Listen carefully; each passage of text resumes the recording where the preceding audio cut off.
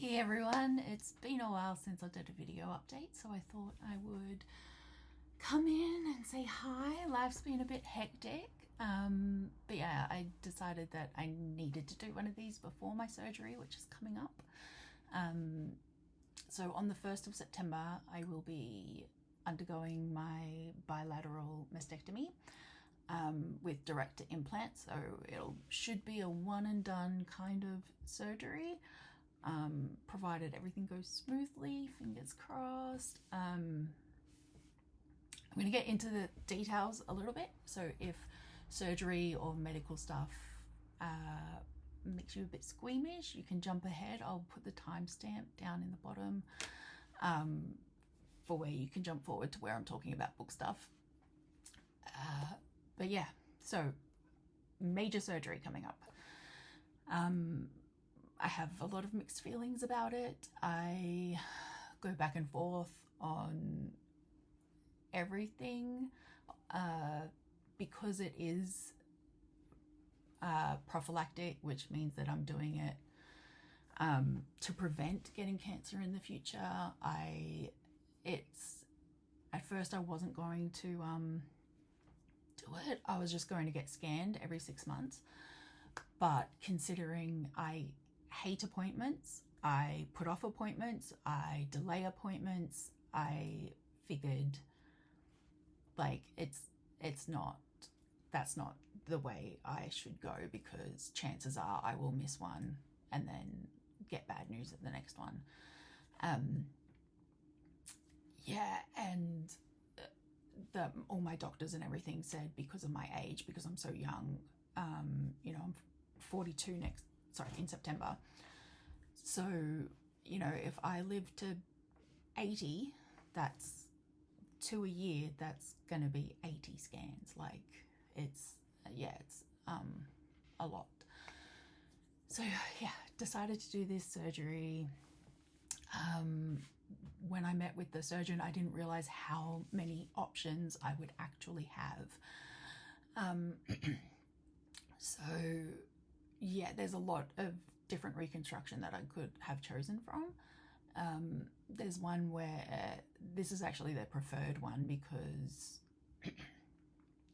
yeah, so what it is they give you a tummy, like basically a tummy tuck, and then use that fat and everything, fat and skin from your stomach to recreate the breast. The reason why they like that one is because it's your own tissue, so there's no chance of like rejection, and there's no foreign object like there is with implants. The only problem with that one, I was leaning towards that one, is it's a 9 to 12 hour surgery, so you're out for that long. Recovery is 8 weeks, and you obviously have to recover in 2 different places, so the chest and the stomach. And talking to my surgeon, because I didn't really want implants. Like, I just know that things can go wrong. I know that it's like breast implant illness and all that other stuff. But speaking to my surgeon, she said that, breast implants have come a long way in terms of like quality and technology. So I know like that whole you have to get them replaced every 10 years doesn't exist anymore. As long as I don't have any complications like contracture or rupture, I could have this pair of implants for the rest of my life. So, and I figured even if they last 10 to 15 years or 20 years at 60, if I do need to get them replaced, I may as well just go flat then. I was like, going flat was actually a big option that I was leaning towards, because it's funny, when I first found out, I'm like, no, I don't want implants. I don't want implants. I want either the tummy tuck option or or just going flat, because I would never have to wear a bra again, which would be amazing. But yeah, speaking to my surgeon, she actually she didn't push me towards implants, but just how she explained it and everything made me much more comfortable in trying implants first. If if things change down the line, then I'll just go flat. The reason I didn't choose to go flat this time is just because when I've told people about what's happening, about why I'm getting the surgery, there's been some like just off comments that I'm not one to think that breasts make a woman or reproductive organs make a woman, because I'm eating those next year as well. But I just feel like with those comments, I would be self-conscious if I went flat now. So I guess societal norms are getting to me, which sucks for me because I usually am one to speak out against societal norms. Like, I don't care what people expect. Having said that, but I don't know why with this surgery, I'm like, I don't want people looking at me, which is the opposite of what I'm like with my weight. Like, I think I've already said that my surgeons have said that they wanted me to lose weight. So I have been doing that, even though I think it's complete bullshit. Normally, people are like, oh, you're obese, you're fat, or like they complain about fat people. I'm like, I don't care. I like how I am. I'm fit. I work out 3 to 5 times a week. It's just that I love food. And being ADHD, my favorite dopamine seeking behavior is binge eating. So I know it's bad for me, and I know that carrying extra pounds can cause other health issues. But I just think it's a little bit bullshit that I would exercise 3 to 5 days a week for an hour each time, plus walk the dogs, plus my sister's gotten me into line dancing. I didn't admit that. That's a little bit embarrassing, but I do line dancing every week now. It's actually really fun. She dragged me to it. I was like, if you'd have no one else to go with, then I will go, but I just and now I look forward to it each week. So that's my little nerdy thing that I've been doing. So I've lost 16 kilos now, which is about 35 pounds. And the comments have already started from people. Like, they're like, oh, you look so much more healthy. Do you feel healthier? And I'm like, no, Chad, I feel hungry. And Chad's not a real name. I changed that person's name. Not that they'll ever see this, but just, I don't want to use real names. But yeah, like, the hungry part is actually a lie, because the doctors did put me on a GLP-1, and I know that there's a lot of discourse when it comes to GLP-1s.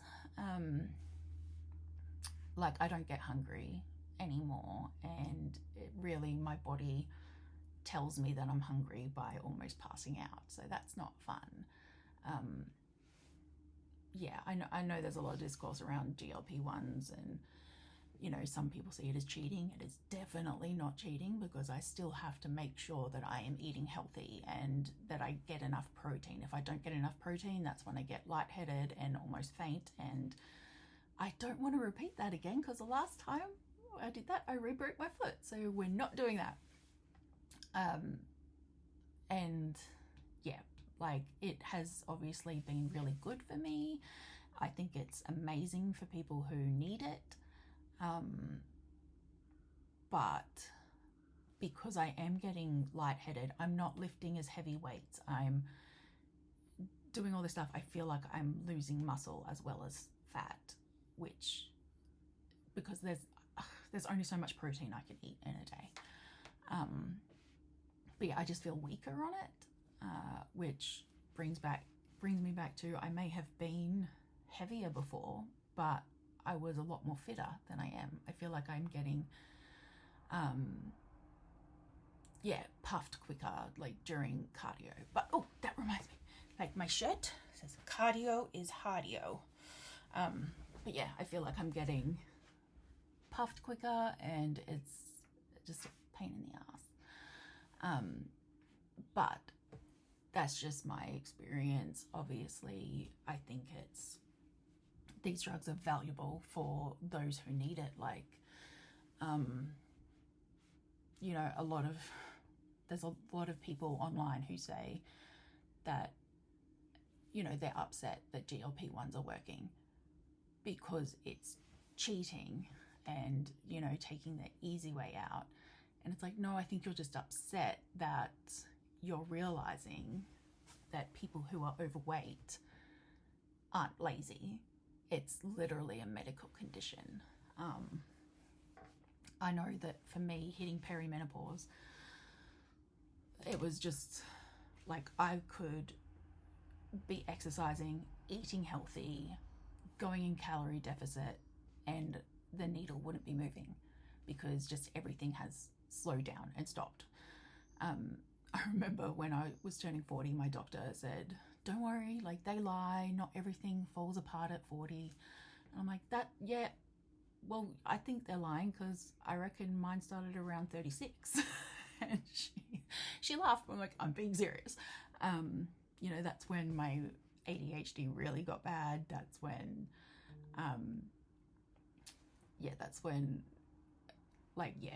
my ability to lose weight slowed down a lot. Just everything changed around then. And so, yeah.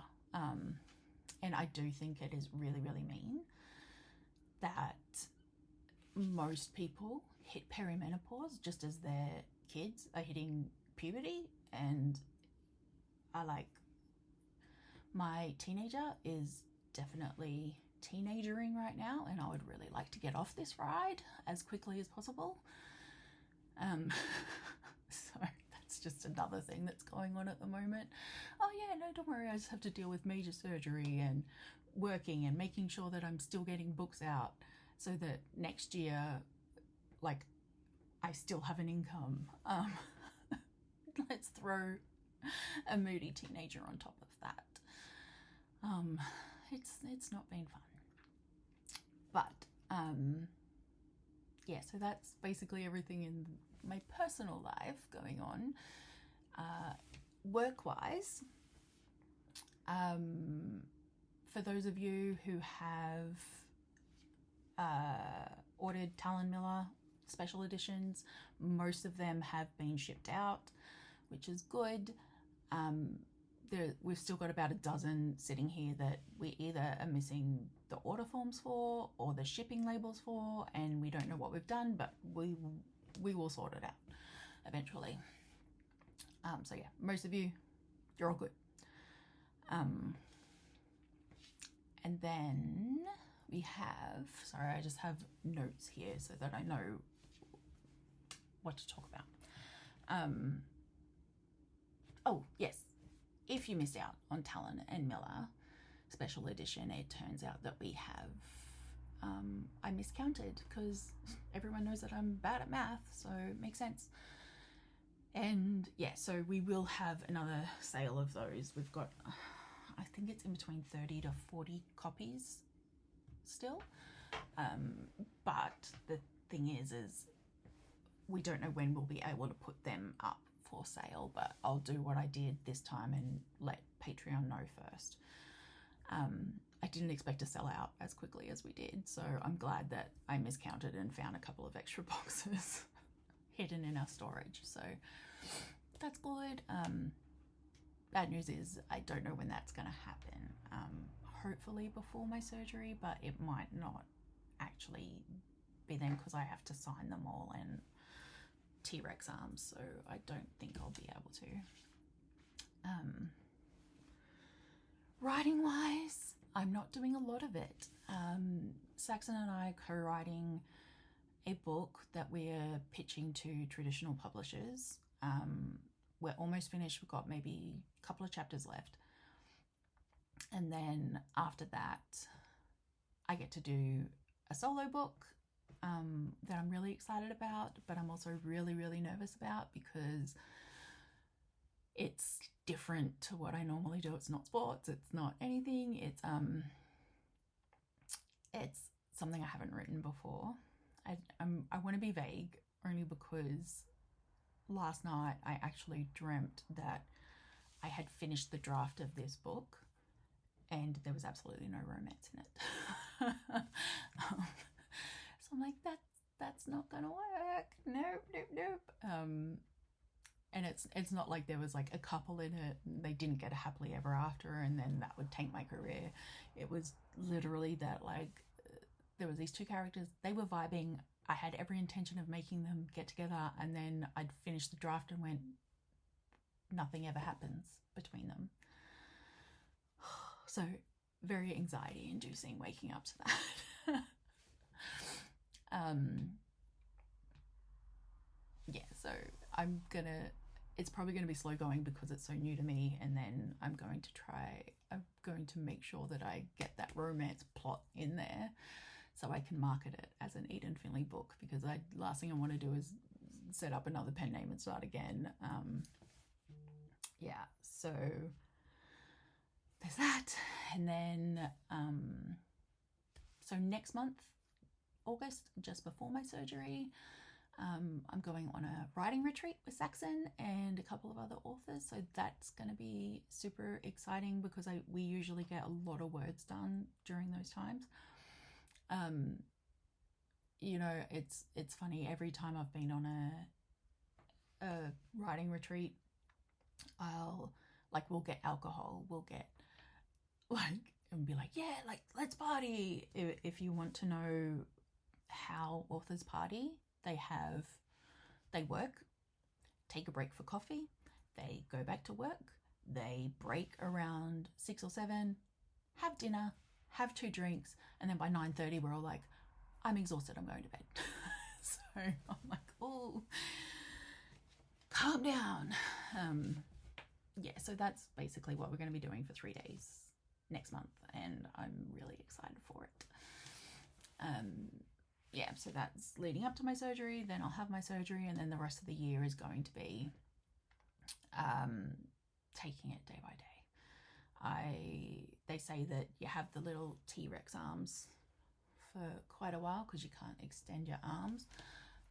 So I've got lots of books to read, and I will write whenever I feel like I can. I'm hoping, my surgeon says that recovery is going to only be 3 to 4 weeks, but I'm part of like some support groups for people with BRCA, and quite a few posts have said that they didn't get full use of their arms back until like 3 months. So it's just going to be a matter of how well I recover, if there's any complications, anything like that. So yeah, this has actually gone on a lot longer than I'd planned. So I'm just rambling. So if you're still with me, thanks for making it to the end. And yeah, I'll post more updates as I go about, this crazy journey that has been 2026 so far.